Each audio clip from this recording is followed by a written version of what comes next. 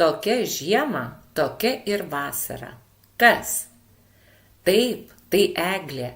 Vienintelis spygliuotis medis, augantis mūsų mokyklos kieme. Džiaugiamės turėdami tokį medį.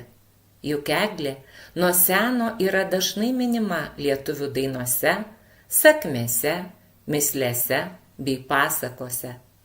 Lietuvoje jau seniai tapo tradicija per šventas kalėdas namuose, miestų aikštėse puošti egles.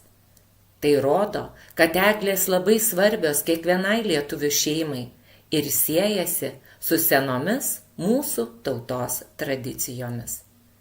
Paprastoji eglė tai visžalis spygliuotis medis, užaugantis iki 40–50 metrų aukščio.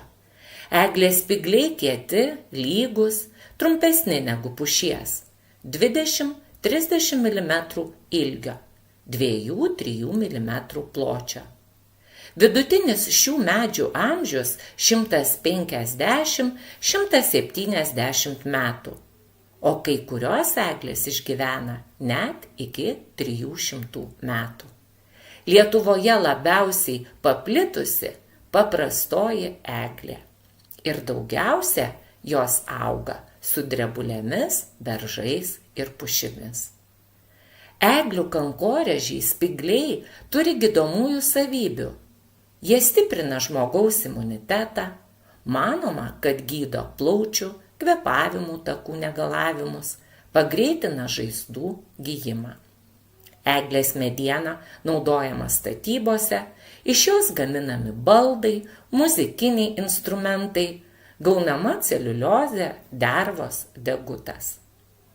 Įdomu tai, kad istoriškai garbingiausias medis yra ne ąžuolas, bet eglė, tautosakoje vadinama ąžuolo motina.